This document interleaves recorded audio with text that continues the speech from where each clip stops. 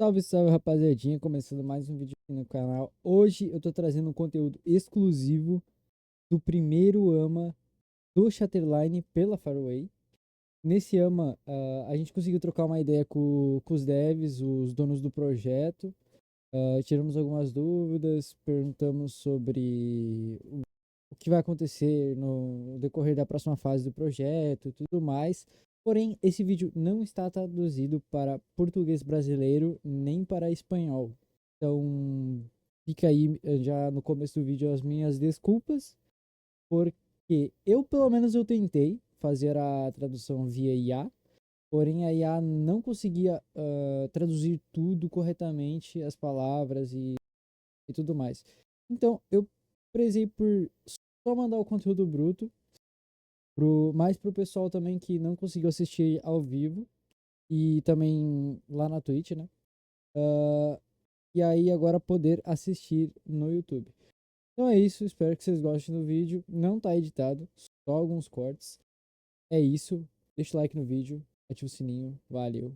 Even though some of their are things that we're trying may seem a little bit unorthodox, I think that we are seeing like positive signs from some of these experiments. I think the biggest experiment right now is just how do we get our queuing times, like our queue times, a bit faster.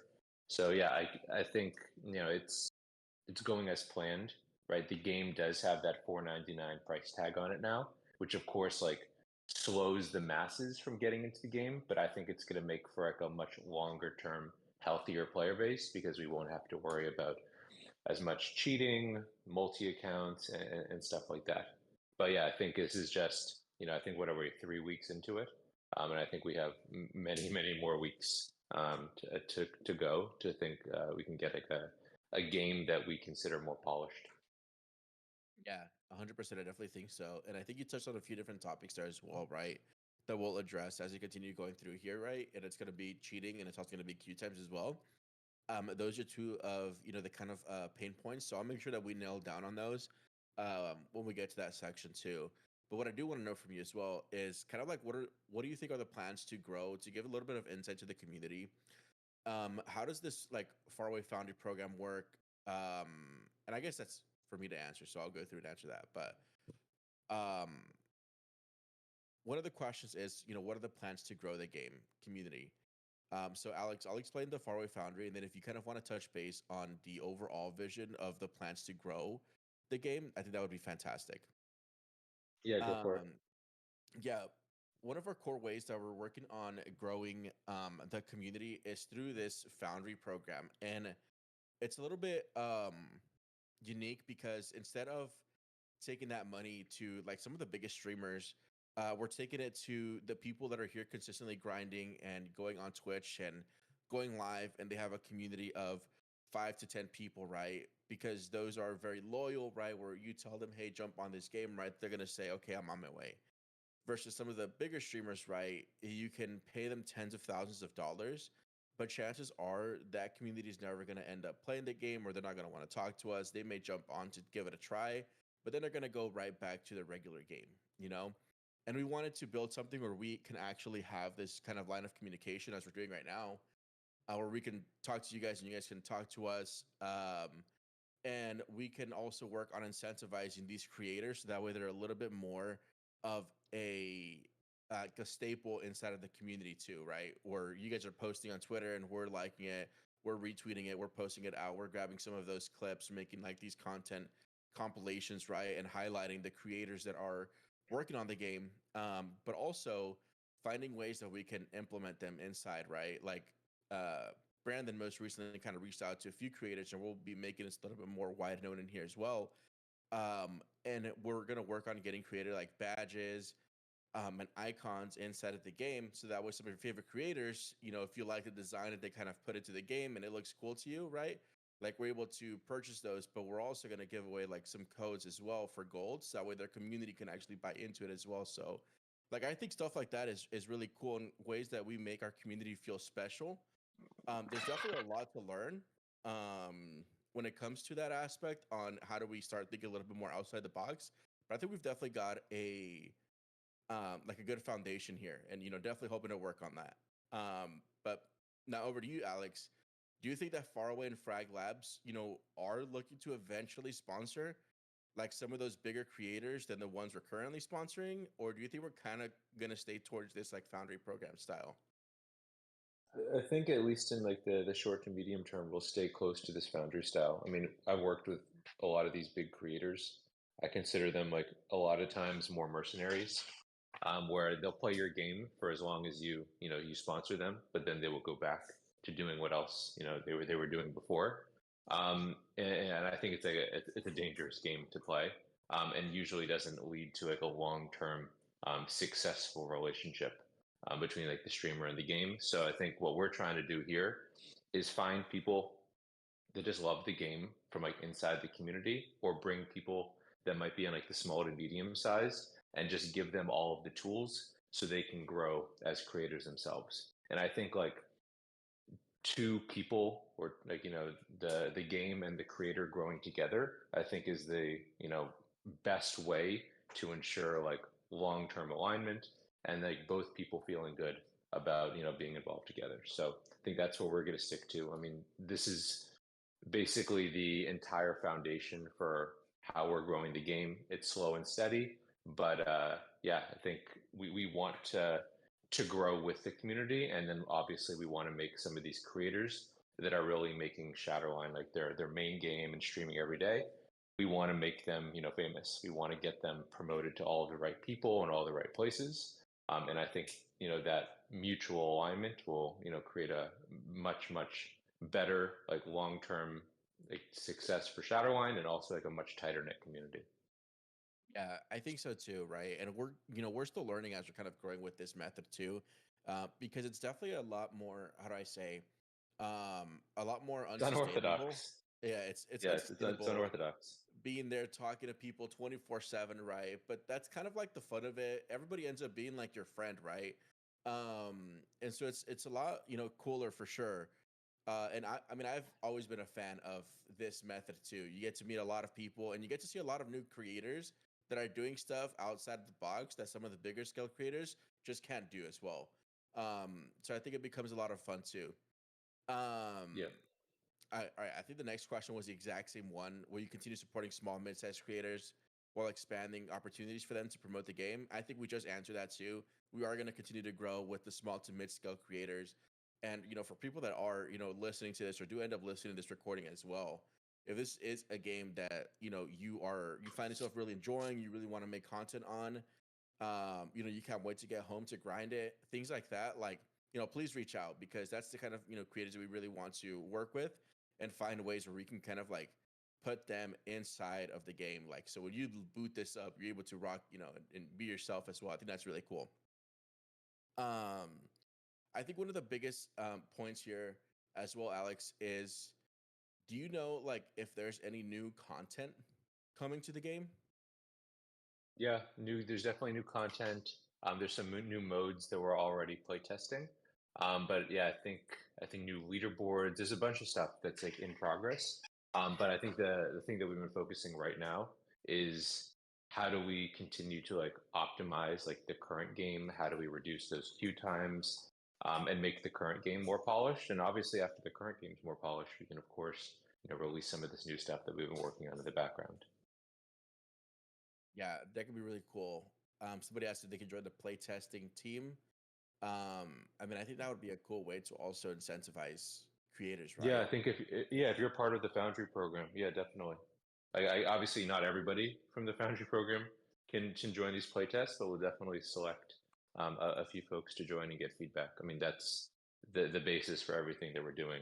Like you see in us in Discord constantly, just getting feedback, iterating. Sometimes it works, sometimes it doesn't, but we're always here.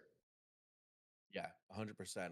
And also instead of the voice chat VC, or yeah, the VC voice chat, I've kind of asked people there to ask their questions. And then we have Samu here who's going to be translating um, in Portuguese as well. So that'll be awesome. Shout out Samu as well.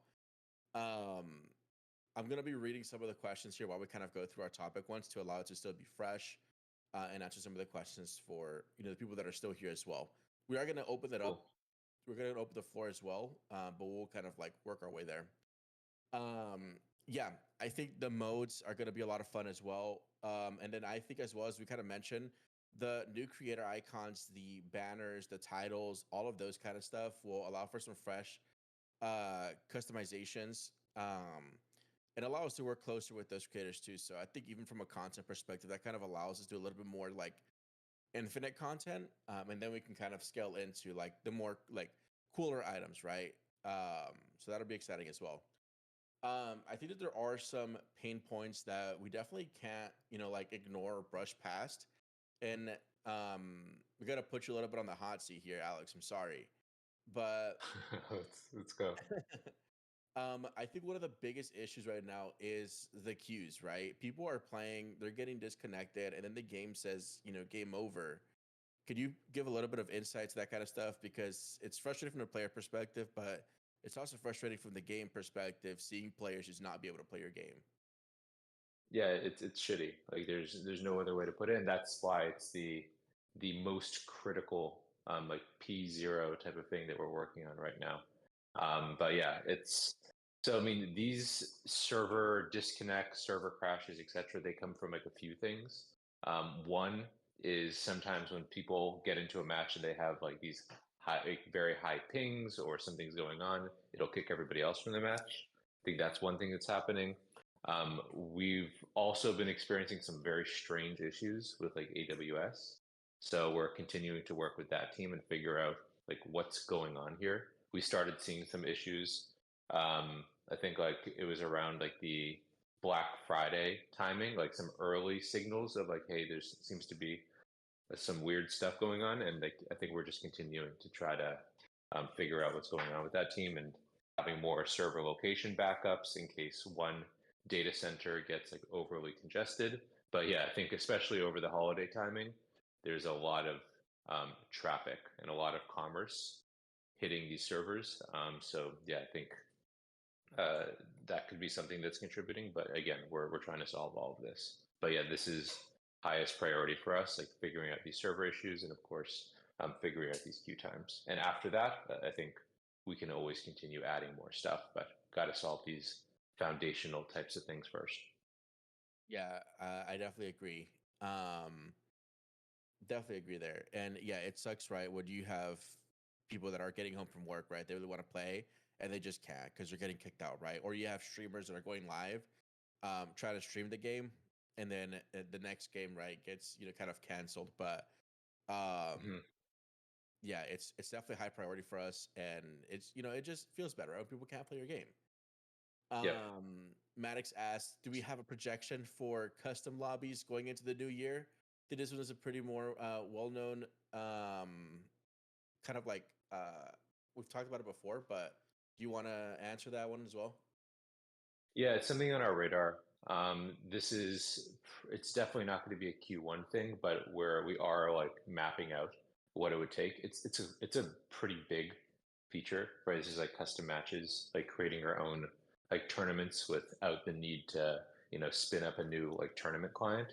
But yeah, it's on our radar. But I think like I said, the first thing is getting these queues down, minimizing the number of different entry points before, of course, we start now putting people into even more queues. Right, custom matches will just create additional entry points that I Mhm. don't think we're at the position to start experimenting with right now. So yeah, it's just order of operations. Yeah, I can definitely agree with that, right? There's going to be where a little bit of that scaling as we kind of go to grow a community, right, is going to come into play. Um, we're taking a little bit slower, but I think over this next year, it should be a lot more exciting too. Yeah, Um, this is I mean just to go back, like one of the big inspirations for this type of rollout was like this game called Scum. I'm not sure if you ever have played it or followed it, but they took this very similar approach where they have just had like slow and steady, sustained growth, like by working together with these community members and small influencers, and then of course like now the game is at a consistent 15K to 20K CCUs on Steam. But it's been a path to get there, right? It's been years and years of years of just 1% better every day. 100%. And we'll come back to these questions too. Here, there's a lot of good ones as well. But Another question that we're getting a little bit or asked often, and it does all relate to queues, right? Which is the reason why we did this. It's where did the like casual mode go, and are there any plans to bring back 5v5? I think those two can go hand in hand. Hmm. Yeah, this is again, like Seabass said, this is about minimizing queues.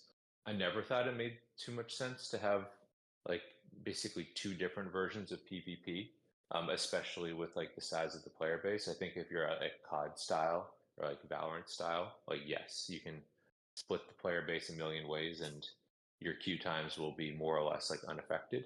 But with us, right, we just don't have because we have so many other entry points, right, that those games don't have, right? We have episodes, expeditions, campaign, right? These are all things that people can do outside of just PvP. And then obviously in PvP, we had ranked and then we had casual. But in the spirit of reducing those queue times, we needed to make sure that the entire PvP population was playing together. I know it's not a popular decision, but we're already seeing like much, much faster queue times. So I think the second question is around like 5v5.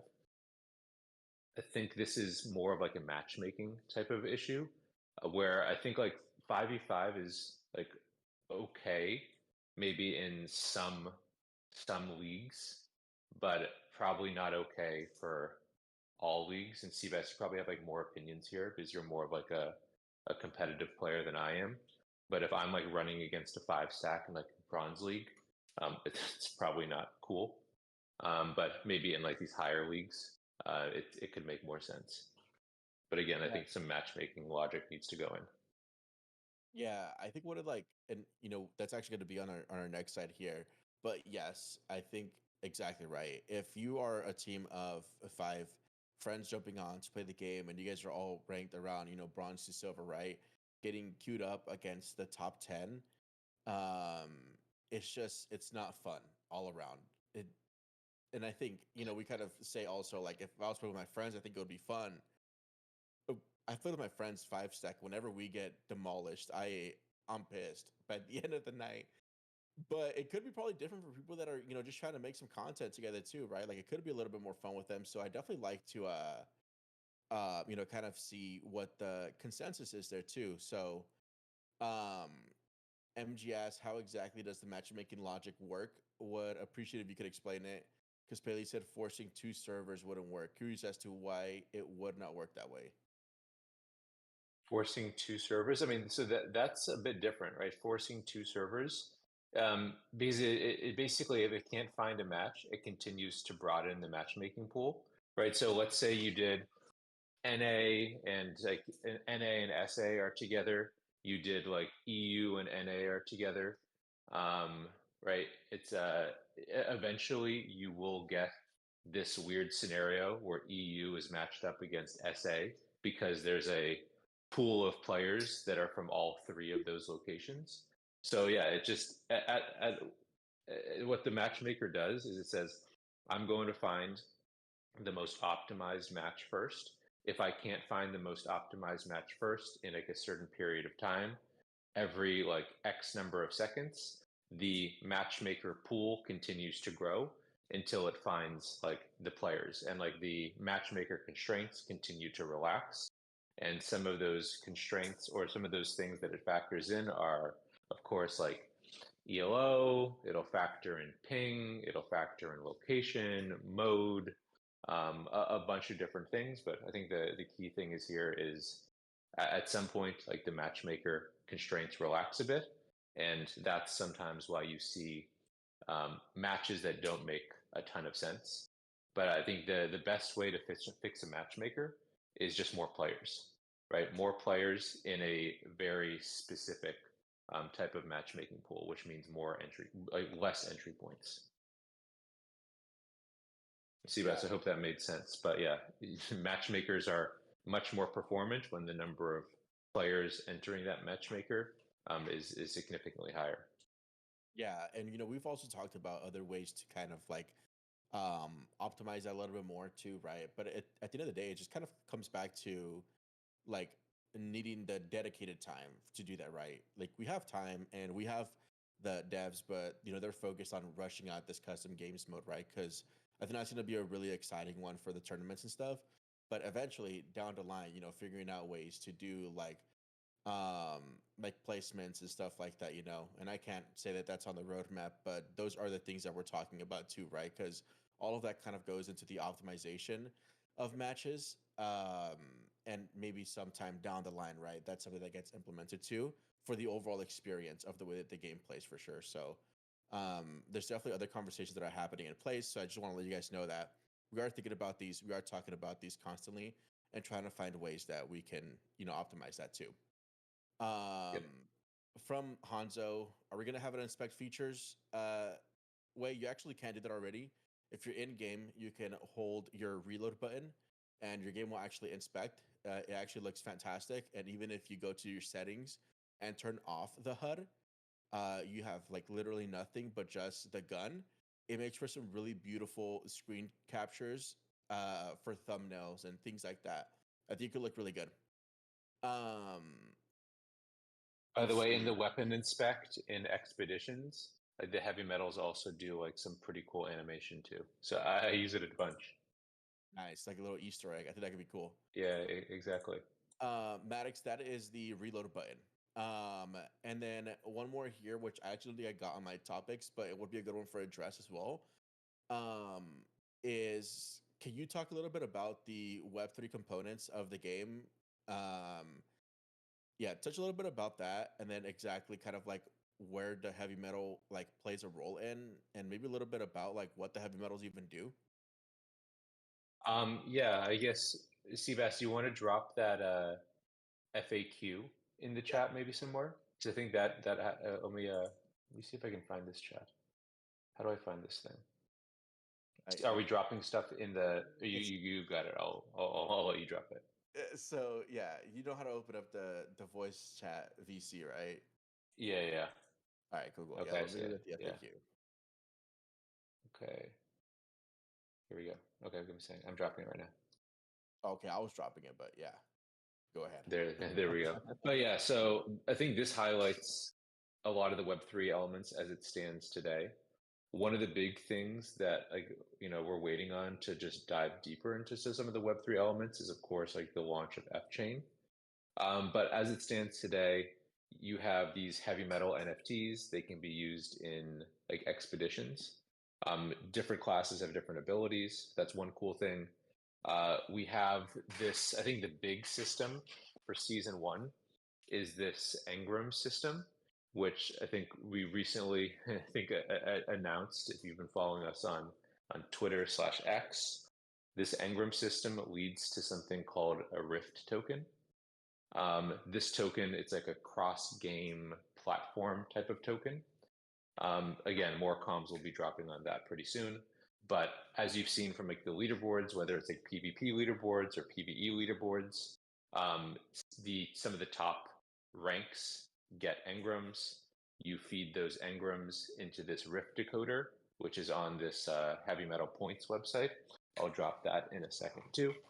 And then at some point in the future, out pops the Rift token. So it's like a pretty complex system, but it's pretty fun so far. So yeah, if you didn't know about that system, definitely take a look. And then of course, like we have these like PvP and PvE leaderboards that are spitting out USDC, and all of the USDC is programmatically distributed to all of the people on the leaderboard via smart contract, and that's pretty interesting because if this was happening at any other company, those payments would take 3 months because some accounting person would need to send 1,000 wire transfers individually. But for us, we just upload a CSV, say how much USDC gets sent to each address, and payment is sent, in 5 seconds. Yeah, I think that whole, and we've seen it firsthand, right? We did our Yes. $15,000 invitational, and some of the players that were there that had never touched, anything like Web3 crypto before, right, were excited that they were paid out within 3 hours, right, rather than 30 days. Yeah. And that's really cool. And And Yeah, go ahead. Yeah, I was going to say some other stuff that this will be more around like the F chain launch that we're talking through is around like crafting systems. So the ability to like craft different items to bring into expeditions or craft certain skins from different types of resources you get through either PvE or PvP. Of course, like we're talking about like skin trading, and if that makes sense, like TLDR, like maybe it could make sense. But I think that requires like a pretty massive like CS:GO or CS2, whatever it's called these days, style player base, in order to just have the demand that that type of like two-sided marketplace needs. Um, and then I guess this is like a very novel concept, but I mentioned it in like one of the original AMAs.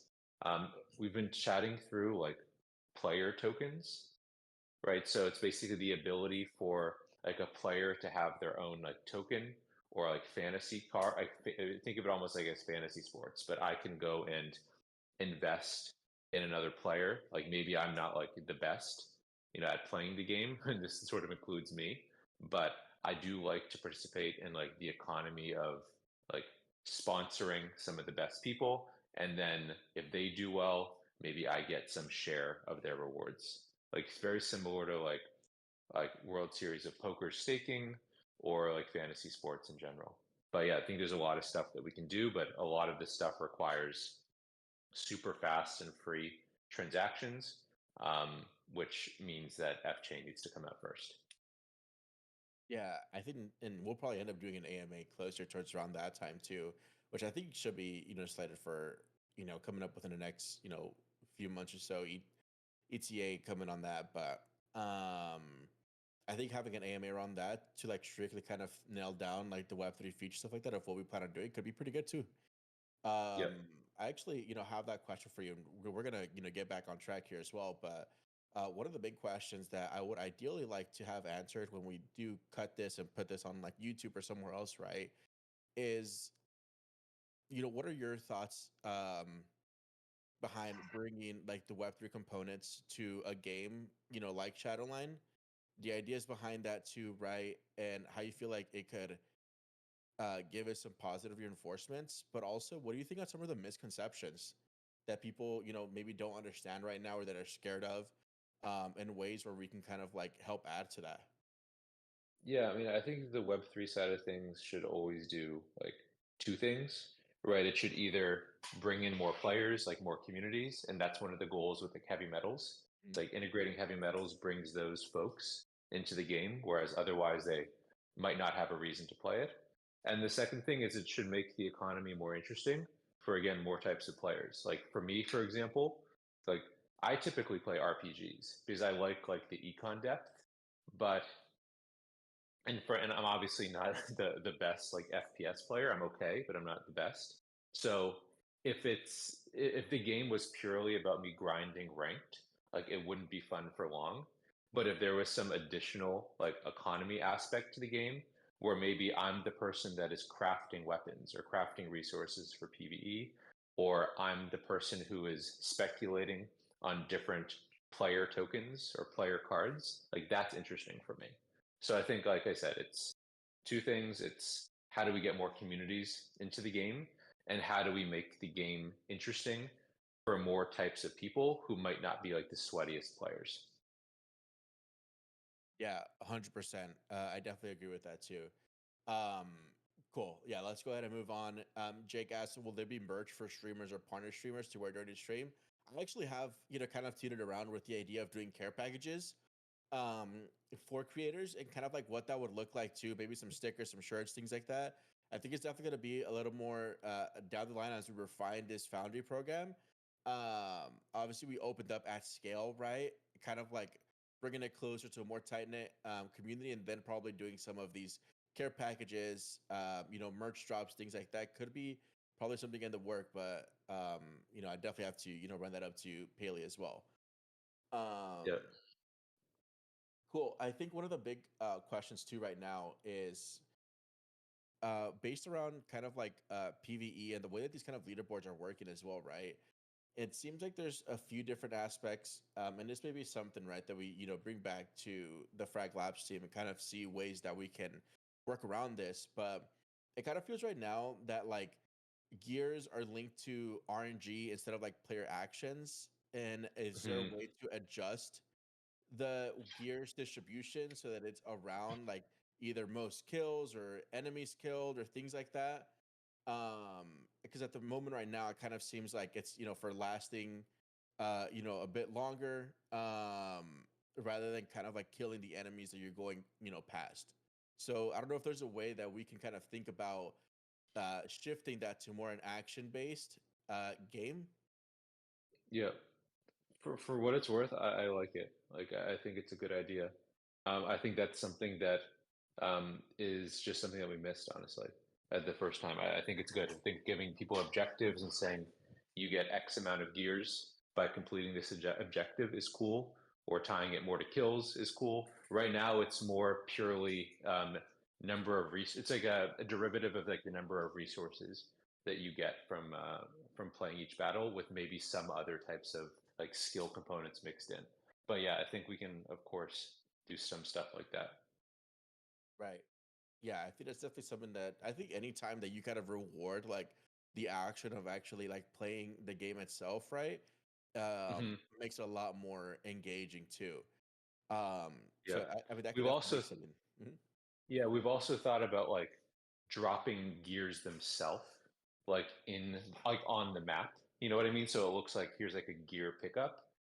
Just, but yeah, so like we're also thinking about more objective based ways to earn gear, whether that's through like completing an action or literally like exploring the map and finding some like vault of gears that you then need to collect and extract with.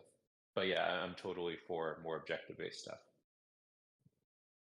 Yeah, I think that could definitely be something that we look into. And it's gonna have to go into like that cycle, right? Where we, talk more with devs, see how we can kind of like implement it and see what makes sense to implement and based on the timeline as well to kind of work on a few things too. This Yep. is one question too that I think we get asked quite often, from Burning Monkey is, would you say that there is some pay to win element, or does it not kind of play pay to win? I don't know. How do you kind of feel about that? Because there is kind of like the boosters, but then there is the heavy metals. What's kind of your idea around that? I mean, the fact that there is a power component to it and like boosters, it means it's not purely cosmetic, right? So if you have some sort of element of power, you could always argue that something is like pay to win. I think the fact is that even if you come in with all of the boosters in the world, it still doesn't mean you're going to win, though. It's like for me, for example, I use every single booster, but I'll still die. So it doesn't Mm. really matter. You still need to like be skillful, and for players that are skillful, they need less boosters, right? So I think this is like a way to get more casuals in. It's not really about making a game pay to win. It's just making it so that a person who's not the best can still have fun with their friends who might be a lot better. So I think that's more of like the moral of the story there. But yeah, I think anytime that you do have some sort of like pay for power, pay for progress type of system, you could argue that it's pay to win, but that's not the intention. It's Okay. just making it more casual for more types of players. Okay. Yeah, I can understand that. Yeah. Hey, I mean, I often try to convince my friends that Valorant is pay to win, right? You get one of those skins and it feels like your aim just increases 100%. Yeah. Um Yeah, no, 100%. So, one other thing too is with this kind of PvE, because it seems like that's kind of like where we're working on too, is ideally, right? How would you see PvE playing out, right? Um, and this PvE thing, right? Do you kind of see this being somewhere where we make like some more updates to put a little bit more focus on? Because it seems like most recently, right, we've just been kind of like nailing down at PvP updates. Do you think PvE is going to start getting some love? Yeah, definitely. I mean, that's one of the things that we're actually playtesting right now. I think one of the issues with PvE, at least that I noticed from like a player perspective, is if you don't have like 30 minutes to an hour to play through something, it's tough, right? So I think we need like a shorter more like blitz, like quick play type of mode that maybe is like a 10 to 15 minute type of just like quick run through like a dungeon. And then of course, like if you do have more time, you can play like a proper expedition. But I think sometimes you just want to go in, have fun quickly. Maybe it's between different things and then get out. So yeah, that's one of the things that we're working on, just solving it so that PvE isn't always such a huge time commitment. Yeah, I But gotta yeah, agree with that. yeah, Yeah. yeah. I've spoken to some people about this, but yeah, this the thing we're playtesting right now. It's very much like COD zombies, where you just have these huge swarms and there's different objectives around the map, but it's a much faster session. Maybe it's like call it 10 to 15 minutes, like maximum. Yeah, I think PvE is definitely a lot of fun too, especially when you get into some of these dungeons and stuff like that as well.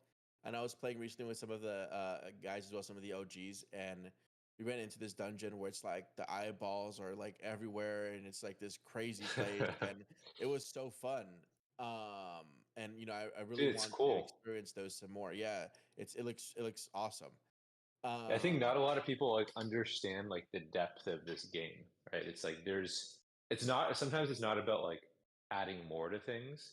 It's about just like weaving things together more, and just improving on like what's already there. Because like this is a massive game, right? It's like PvP with tons of different maps and modes, and then like a huge PvE system that I think not a lot of people understand like how truly deep it is.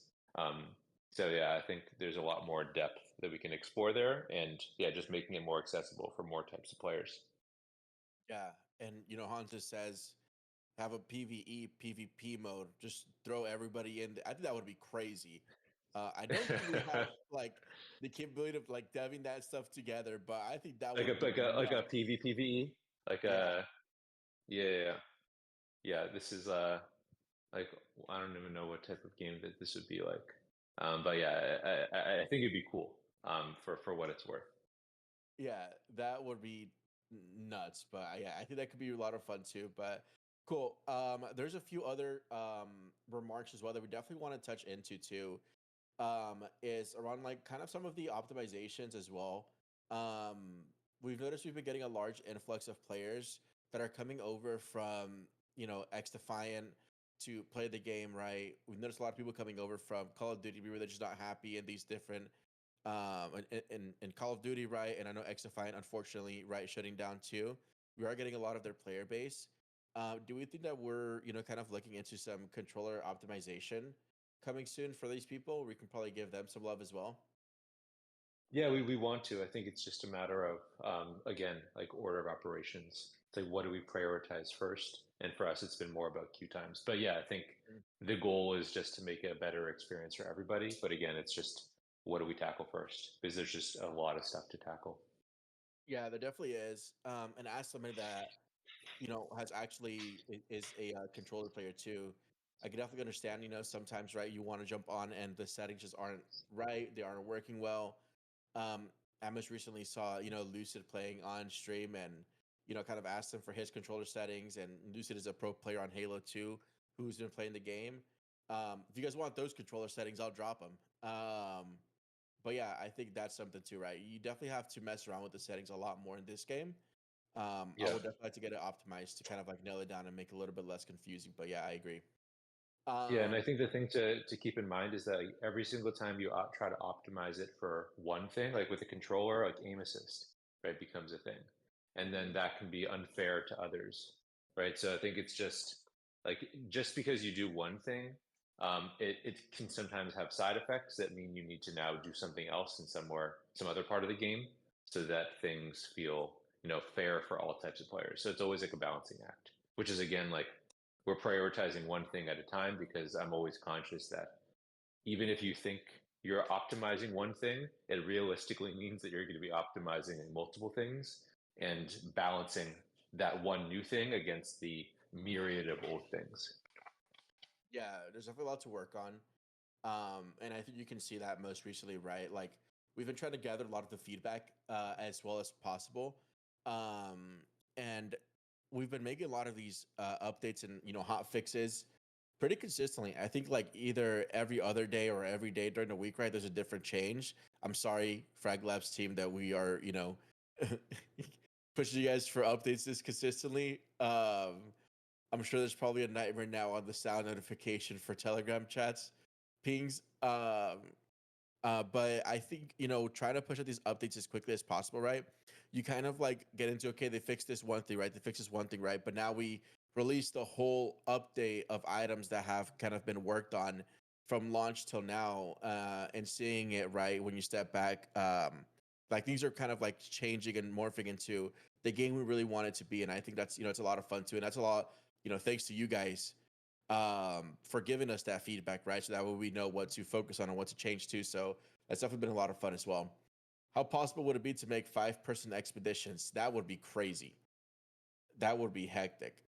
I don't even know if I that's think like, possible. I mean, I assume like anything's possible. It's just a matter of how do you balance it, right? Because I think it's like for 5 people, those expeditions might go from like extreme difficulty to like easy difficulty. So I think like yes, it's definitely possible to add more people, but it's like É, it's isso que ele always falou é tipo, it's like does it feel as é fun mais do que or as certo, cara. challenging Porque, or tipo, as se botar interesting with 5 five pessoas, people? vai Because at ficar, some tipo, point uma it dificuldade might muito just be fácil, tá ligado? too easy. Vai acabar com a dificuldade do jogo, tá ligado? Started in extreme mode. Yeah, that's crazy. I know one thing actually that we have been getting asked by some of the OGs, right, is the weapon blueprint system. Is that something that we see coming back, or is that something that you've kind of like that we've kind of moved away from? We moved away from it for now. Maybe it'll something will come back like around like crafting in like a different form, but for now we moved away from that. Okay, yeah, that we can make sure to relay that message as well when people ask too. Hmm. Um, and then I think kind of like I'm kind of reaching towards the end of some of these questions that we've got here, so we'll open it up to some of the community as well for about 30 minutes ish around there to kind of answer some questions. But um, futurized assets, right? Do you think that we can see there being like more Web3 components, right? Like the tokens, you kind of touched on this as well, and the NFTs in the game. I know it's kind of like a bit to navigate, right? When we have this like Web2 audience, right? But how do you even implement that in a way that makes it fun and that really kind of makes it like not confusing for everybody? I'd love to toss it over to I, you. yeah, I think it's just putting the Web3 side of things like in the background where it shouldn't feel like, oh my God, this is some Web3 thing. It should just feel, like part of the game, right? And that part of the game is like understood by traditional gamers and then also like something that excites the Web3 folks. But yeah, I think everything that we do is just treating Web3 as like a very interesting like piece of technology, but but very much so trying to like assimilate it into the the fun game itself. Like we don't want it to feel like there's now this like one really weird part of the game that doesn't fit the rest of it. Yeah. And I think somebody said as well, like we have NFT weapons for expeditions with buffs, damage, and stuff like that. I think those kind of things we've talked about this before. I think those kind of things make sense for like limited time weapons, right? That kind of like recharge or stuff like that that cost a little bit, but that give those buffs. But I think a lot of that kind of does move towards right, like giving how do I say giving more powerful weapons. And so I don't know exactly how we would kind of like fit that in, but realistically, I think anything is possible, right? With the right amount of time and the right amount of lift, and if it makes sense into the game as well. Yeah. Um, can we introduce gold and diamond camos?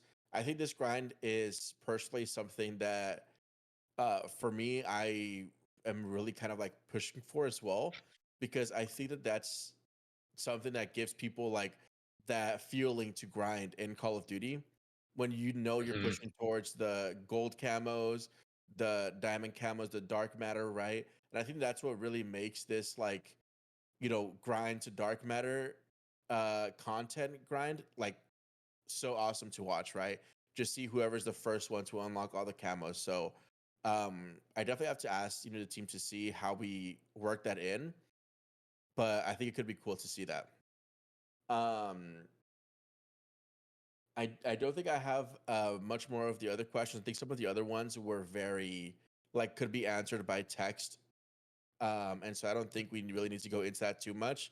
I think one question I would give as well is, are we going to expand cash prizes to a bigger percentage of winners, like top 500, to increase competition, or was there a strategic decision behind closing that into like 250, like top Yeah, I 250? think it's like yeah, I think basically there's a finite if you have like a cash prize for a specific leaderboard, right? What you want to make it is it needs to be attractive to like the top of the leaderboard, or else there's no real like desire to compete. I think if you start extending it to too many places, like with a finite amount of cash, that just means less for the top of the leaderboard.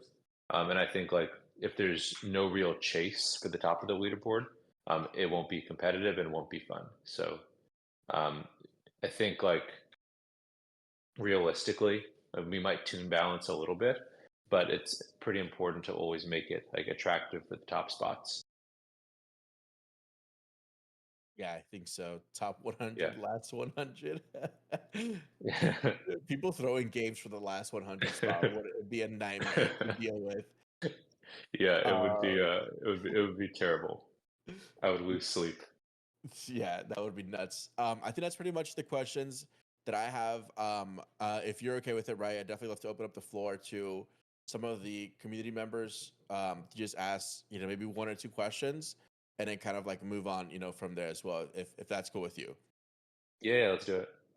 Cool. All right. Yeah. If you guys want to request to come up onto stage to ask some of the questions that maybe I've missed, maybe we didn't get a chance to touch on, please request and try to keep it to like the two most important questions, I would say, and then the rest in text so we can kind of go back and answer them as well. Let me see.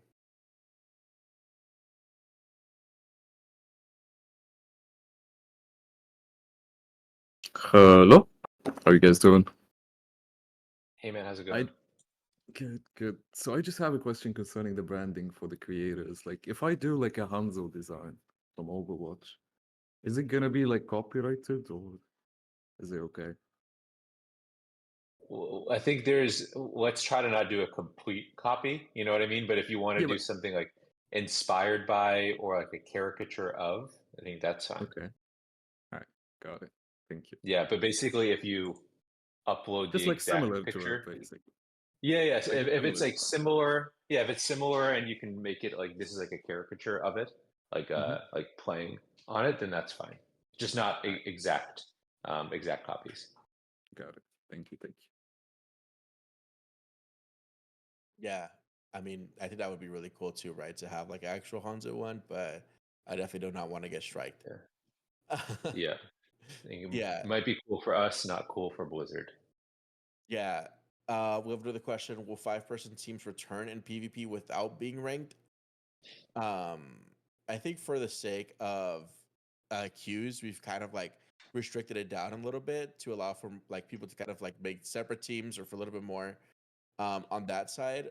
But I think one, and I don't know exactly how this will go, right? But this is just me giving you guys some insight to the ways that I'm kind of thinking about it, right? And then Alex, you can kind of, I'll also add in here with the reasons why we kind of like made this change in the first place. But one of the ideas that I really liked is to allow people that were maybe at bronze or silver, right, to do five person teams for the sake of playing with like a community still, but then kind of like as you move up to gold and emerald and diamond, to bring that down to three stacks or or duo queues or something like that, to try to work on a little bit more of the balancing itself, but still kind of thinking around that, to see how that would even play out, like what queue times would even look like, trying to find five stack versus five stack. But I think that's definitely another conversation as well. Yeah, I think there's definitely ways that different games have made it work. I think big focus right now, like as we've been saying, is queue times. So anything that would like add to queue times is definitely not something we're prioritizing right now. Yeah, we're limited to playing with only two people in the chat at a time.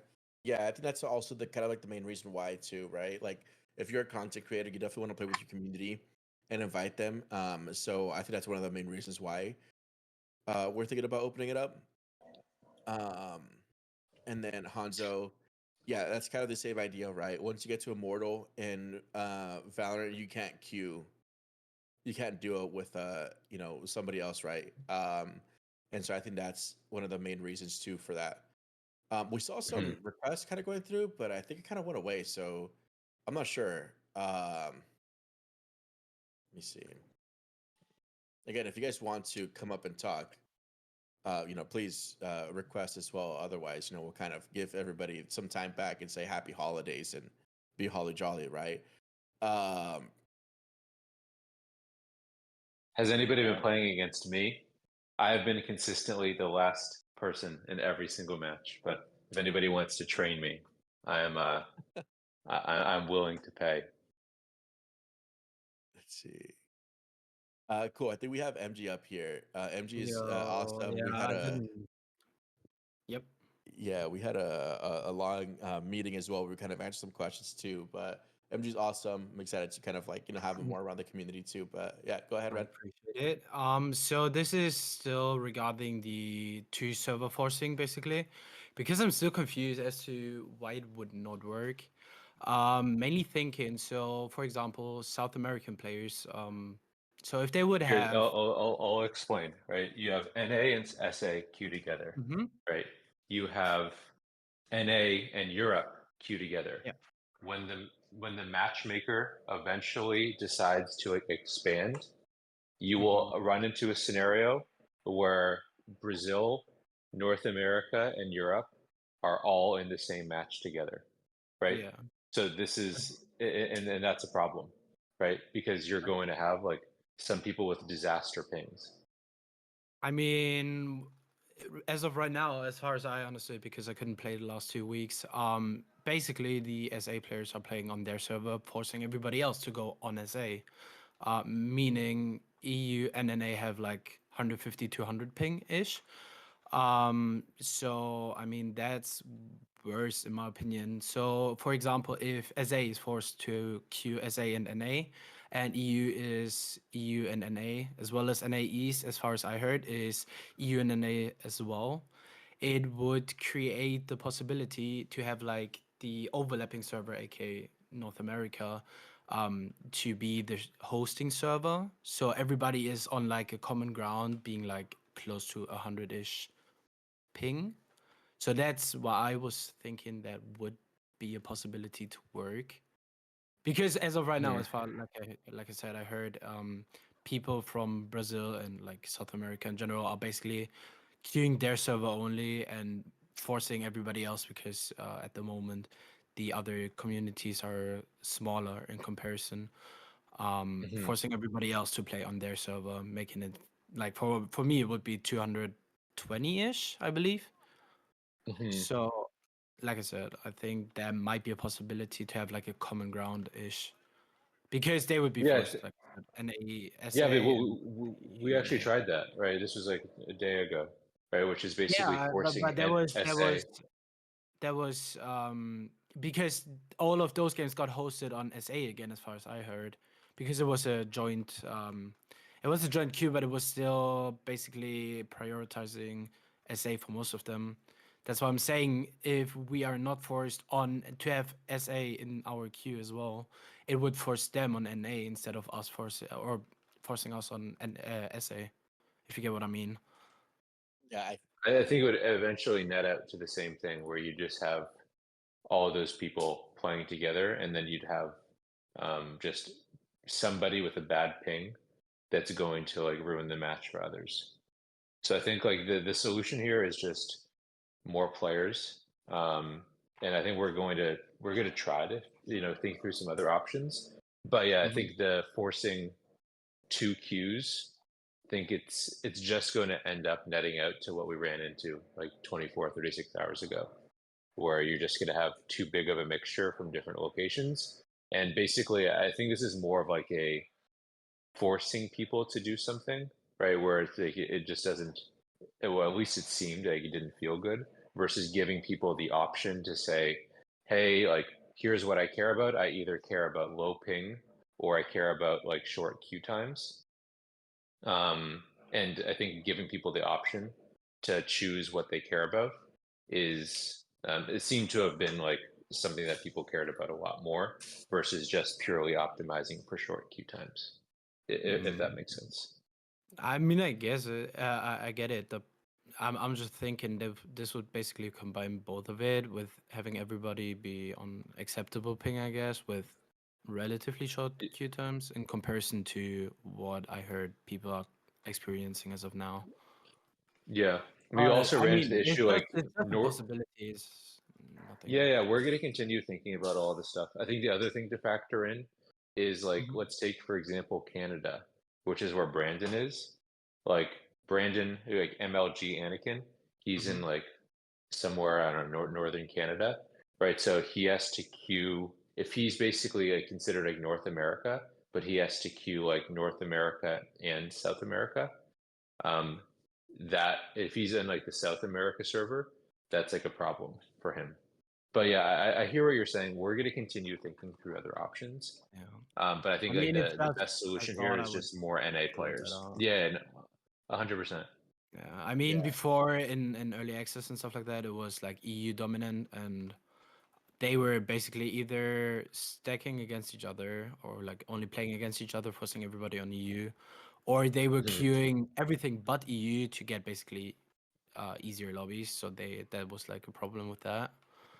But I mean, Yeah. yeah, like I said, it's just an idea I wanted to throw out there because I think that would be like the best like possibility in regards to like combining everything or like having a what's it called in English? My brain is not working right now. A It's just like a, solution.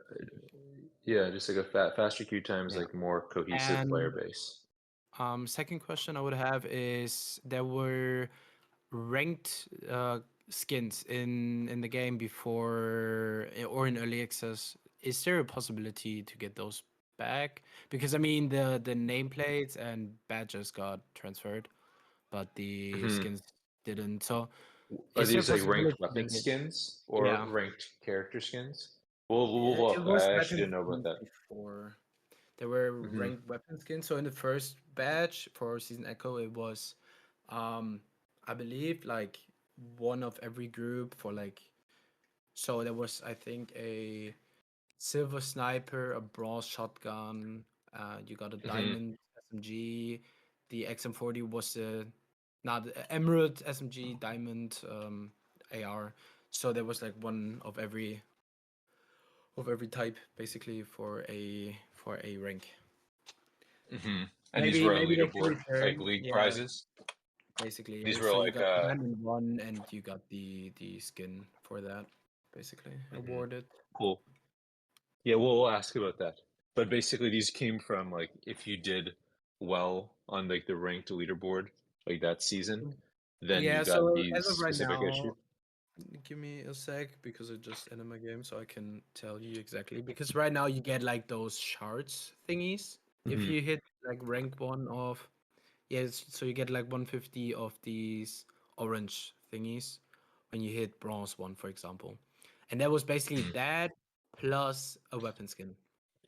I mean, if I Got it. can find it, I could send it to Seabass or you. I don't Yeah, really mind. yeah. Send it to If Seabass. I Like got, if you find it. yeah, I will send it over. That because those were like the highest priority while people were playing ranked, I believe, in the early access. I mean, now of course there's the Hmm. money aspect and stuff like that, but those were just to like show off because there were like 20-ish people in diamonds, so it was like quite exclusive at the time, Hmm. and it was like Cool. Yeah, way off. we'll chat Yeah, with the team about it. But yeah, if you can find Yeah, screenshots or something, that would help. yeah. of I course. Yeah. think Birdie Monkey just also dropped down what those skins were, so I'm gonna note them here. That way I could also bring them up to our team in our call later. All right. Cool. I appreciate the time. Cool. Thanks, man. Awesome. Yeah, thanks for coming up. Um, let's see. There was one more to speak. Let's see.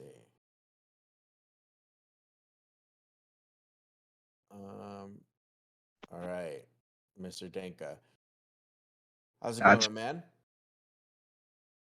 Yeah, I'm chilling. I'm on my phone, so you'll have to forgive the scuffed audio. So I just wanted to ask sort of like two questions. One is, are we going to see the accolade system come back? Before, in early access, the accolade system was a way for the devs to give out these really tough seasonal quests, basically, that gave you cosmetics, basically. So could we see that come back with, whatever style cosmetics? Let us ask about that. I actually didn't know about this accolade system. Seabass, I don't know sure if you did, but Dank, if you want to just drop screenshots, we'll ask. It was just hard quests with skins attached to it. Yeah, there was. I think the accolade system got used like twice, and then it kind of got shelved for some reason. I'm not sure why, but it was quests that were so difficult that they genuinely took nearly like an entire 3 months to complete. So it was a very good system for player engagement and a way to, reward players for putting in that time, because it was something that was very illustrious that you would get in return. And it was just like basically like a season quest for a skin, right? Yeah, more or less. So Yeah, I feel cool. that would be I'd love to see that, dude. That actually sounds like a blast, dude. Like just Yeah. challenging people. That sounds cool. I think Birdie Monkey also, dude. Birdie Monkey's awesome, but yeah, he just dropped it down. Sullivan's secret quest. I think Dino had a video of the quest. Cool. We'll make sure to check it out. Yeah. And my next question is sort of, so since the full release, a lot of the old players, which there is, a significant amount of, to be fair, are sort of saying that they don't want to come in because the game fundamentally is the same. While I do sort of disagree with that sentiment, when you look at things from the perspective of old players, there is a lot of good changes that have happened for the full release, but there is nothing hardcore new content wise to attract, those older players back. So is there anything that would be considered to be added to attract those older players back? I think exactly what they want, right? Which is new content, like new Yeah. modes, new things that they haven't seen before. I think that's probably the thing that'll attract them back. Like it's exactly what they want. I think that just takes time. But obviously, we are playtesting some stuff. We'll invite you guys to these playtests. And then, yeah, I think it's just a matter of there's some things that we definitely need to fix before we get all of these older players back. And then once we have those things fixed, right, of course, it becomes around like adding things that they haven't seen before. But I think right now we're still in like the tuning phase. Yeah, before we start adding, layering on a bunch of other stuff on top. Yeah. Okay, sounds good. All right, that's pretty much all I wanted to ask. Thank you for having me. Quoted. Dude, thanks, man. Bye bye. So, is there a chance that there will be a box with tradable skins within the community of the Fario market? Yeah, I think we kind of just touched on this a little bit earlier, right? That the idea of opening up like an economy that people can trade is something that ideally could work. Just definitely need to have the demand for it, right? If we implement it right now, but it has no demand, then I don't think it was kind of worth it. I definitely think the main things to kind of focus on right now is growing players, and kind of fixing those queue times, the matchmaking, the balancing first before we kind of get into some of these extras. But it is a good idea. Um, let me see. There was one more question here. Are we always doing a ticket-based private lobby like what Farlight 64 have? Or we need to purchase tickets from shops to start and generate private lobbies? I think we already have the custom games mode on the map and coming. I think if we want to get fun and creative around the ways that we host lobbies in it, I think that can be cool. But I think essentially adding that functionality into the game, I'm not sure if it's something that we can see now, but custom games itself is coming around Q2. And we can definitely get creative around how choose to roll that out in the tournaments and game modes that we choose to have there. How do you intend to get players reporting issues? Back in early access, I did it out of good intent. Now I lack the time, so I do it way less. What incentive do you think of placing? Um, yeah, I think this is a good question actually. Um, one of the key features is having these constant like these basically like AMAs, right? Where we open up questions, we have those feedback channels. There are people that are consistently like posting feedback when things break. Yeah, when things break, we hear it often. But also to doing these constant like either creator calls or calls with competitive players that are constantly testing stuff and it's breaking, right? Or calls with communities of PvE grinders and stuff like that where things are breaking too, right? And hopping on a call weekly with these people, seeing kind of like what's working, what's not working, is there any like game breaking bugs, things like that. So I think from an incentive perspective, I'm not sure, Alex. Like, do you think that's something that we necessarily set up an incentive for? I think if there is No, seems to ever you don't incentivize these programs. It usually leads to like things that you don't want, which is more of like, right? It's yeah, these are things that it's just like, be part of the community. Like we're always here. Like we're all working to make the game to, better together. But I think like and maybe there's like some for like the best whatever best types of like feedback. Maybe you do something. But yeah, I think like directly incentivizing this type of stuff usually leads to outcomes that you don't want. Right, where people are reporting things for the incentive, they aren't reporting things, for the pure love of the game. Yeah, I can agree with that too.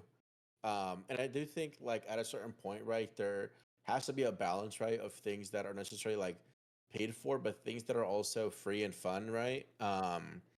And I think it just like you said, right, when you start to incentivize like either bugs or stuff like that, it gets starts getting reported for like the wrong reasons, or people intentionally try to like break things or make things like not function right. I mean, But this yeah, is like why, a lot of these studios, like Riot, for example, they have these, dev types of rewards that they'll give out to people that have just been super helpful. I think that type of stuff is nice. But I think, yeah, rewarding them like monetarily or having some like, if you do this, then you get this type of reward. That usually leads to outcomes that we don't want. yeah, I can agree with that. Cool. Yeah, it looks like we have some more people waking up. But guys, I do want to let you guys know that we do have this session getting recorded and then chopped up into a little bit more of a recap as well for you guys that have are just tuning in.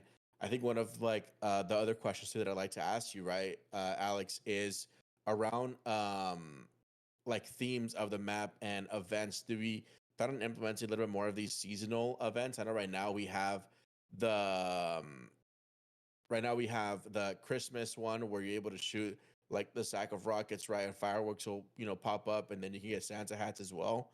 Do you plan on having any more of like these limited time seasonal events? Yeah, I think when it's like definitely a big enough holiday, so it's like there's Halloween stuff, there's Christmas stuff.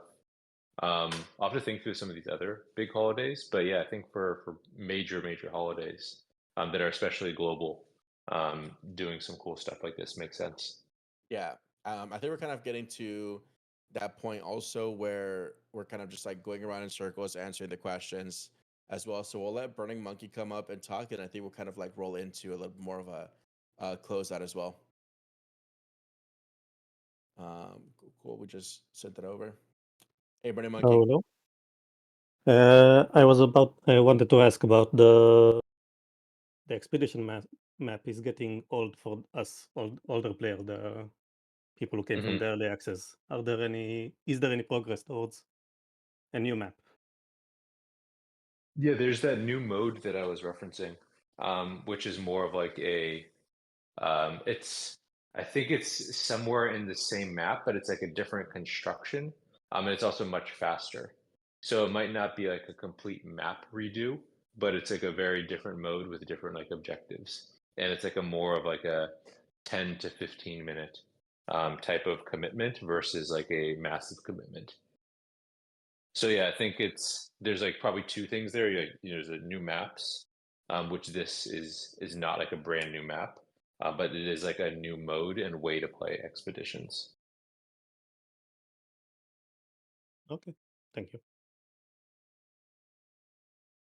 Nice. Cool. Yeah, I see Burning Monkey's super active in the Shadowline Discord as well. Yeah, Here he's been really responsive too. Burning and a Monkey is huge definitely. appreciation for that. Yeah, absolutely. Burning Monkey is really one of the guys we'd love to highlight as well. We appreciate having you, man. Um, cool. I think that's pretty much everything right now, right? We're coming up on the holidays. Definitely want to take up too much time from people. I think this is a good first Q&A to go through. AMA, I hope that we kind of touched on the topics that everybody's been, really concerned about, which really was, like the games closing, queues, matchmaking, right? The balancing, stuff like that. We've heard you guys and we are, working towards making this experience a lot better. And thank you guys also for being like patient with us, right? And coming to this AMA and asking the questions. A lot of that shows that you just care about the game too, and so we're very grateful to have a community of gamers that want to see this game succeed and that are very passionate about the growth of the game. And so that's something that has been invaluable, right? There is one more question from Maddox, Alex, and it's what is your Yeah, let's favorite hear it. sandwich? My favorite sandwich? Yeah. Oh my god, I have no idea. BLT. I can go for like a BLT right now. Oh, dude, that sounds fantastic. Maddox, I told you I Yeah. would ask the question, and it's kind of like Or putting the last piece of toast over the top of the sandwich to close it out. Yeah, you were going to say something else? Alex, did you want to say something else as well? I heard an or ah, coming in. or I could do like a club sandwich, like one of those huge stacks with fries. Maybe I'll have one for the holidays. Oh, dude, that But sounds I think I need to fantastic. be. I'm trying to be healthier. Yeah, that's what Aren't we we all all there? say. Yeah, I know. What a time to be healthier right around the holidays. Um, Exactly. Arc says some technical improvements with FPS drops. I think that's definitely going to be a lot more technical to go into it, Arcs, but I just don't want you to think that I missed your question. We're gonna get some of like the questions that we didn't answer and put them into text and answer those and release those as well. So I'll make sure to add that in there just that way you know that I saw your question. Don't work on answering that as well. So we appreciate you, man. Thanks for stopping by, and thanks everybody for stopping by. I hope you guys have a fantastic holidays.